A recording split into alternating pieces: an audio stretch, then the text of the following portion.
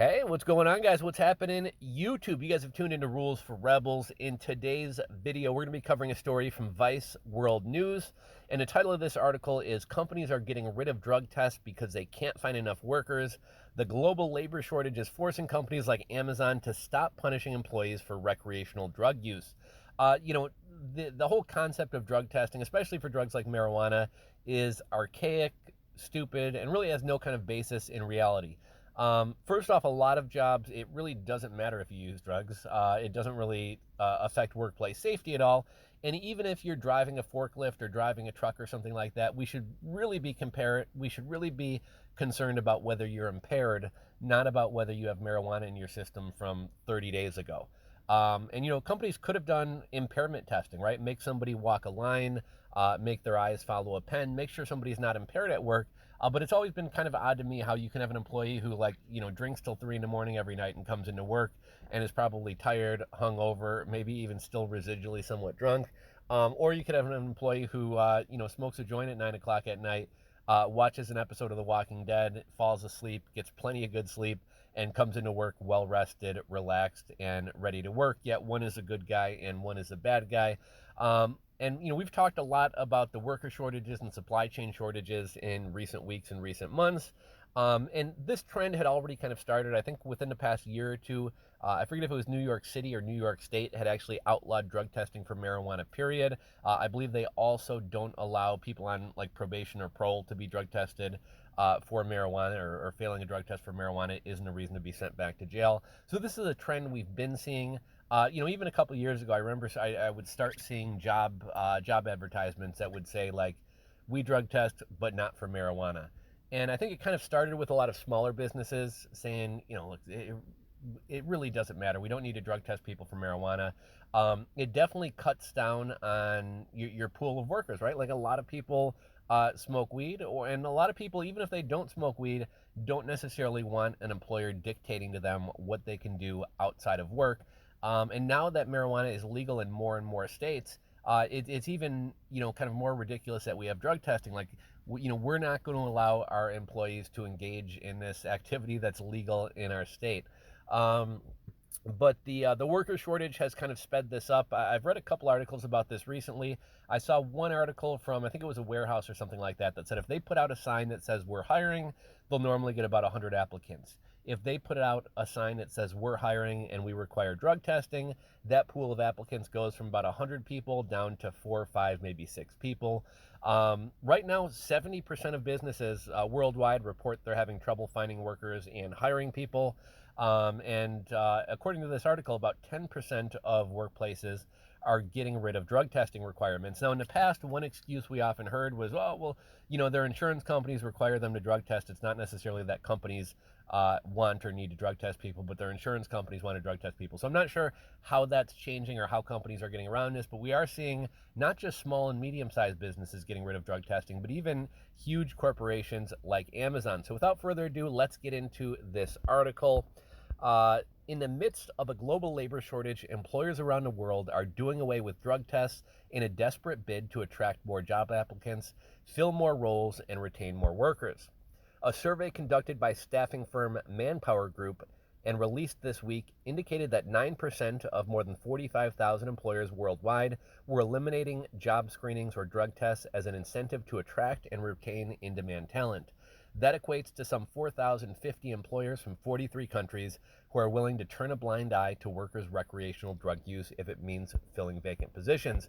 And I'm not necessarily, I don't really like drug testing. I think what people do out of work is kind of their own business. But to me, this should be kind of skewed towards things like marijuana and magic mushrooms, which, aren't physically addictive, which are pretty mild drugs, which people typically tend not to be dependent on, which don't really negatively affect people's lives. I don't know if I would want a heroin addict working for me, but I could really care less if somebody smokes weed or does magic mushrooms.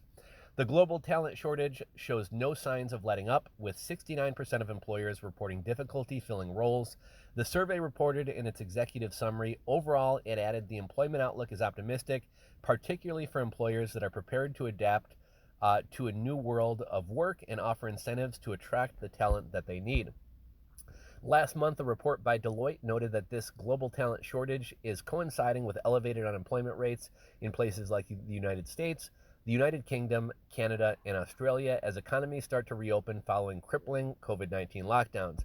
And it doesn't seem like anything's letting up or unlocking down in Australia. Things seem really authoritarian and kind of crazy down there, but the rest of the world is slowly opening up.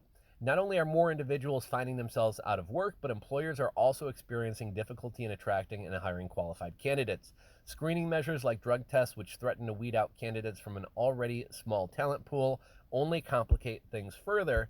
And I want to say within the past year or two, up in like Vancouver, and what's that whole area called up near Vancouver? You know, the Pacific Northwest area in Canada. I forget what that province is called or whatever. But I believe they even let their police officers smoke weed. Obviously not on the job, but smoking pot isn't going to disqualify you from being a police officer. Which really, why should it?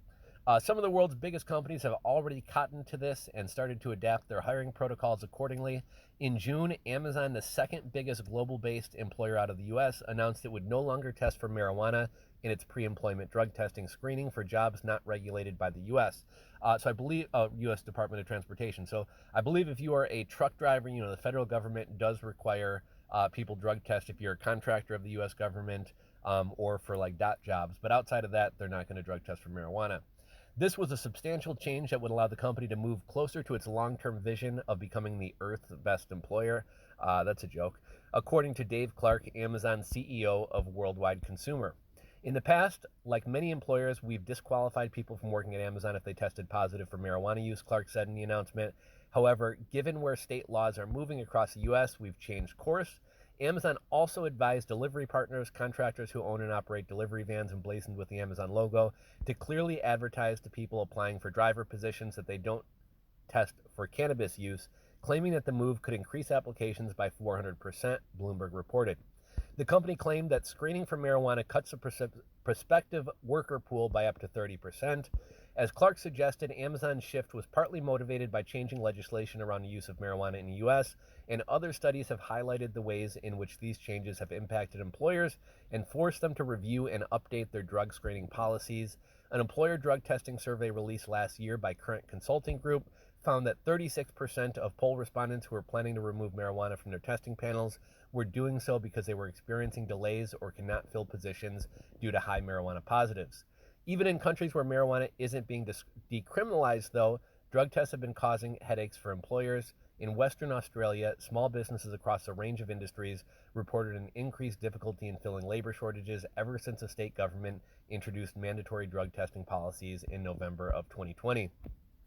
We've tried many different media outlets, different sorts of ads, different angles, word of mouth, not even a phone call, Steve Kenny, the owner of a butchery company, told the Australian Broadcasting Corporation.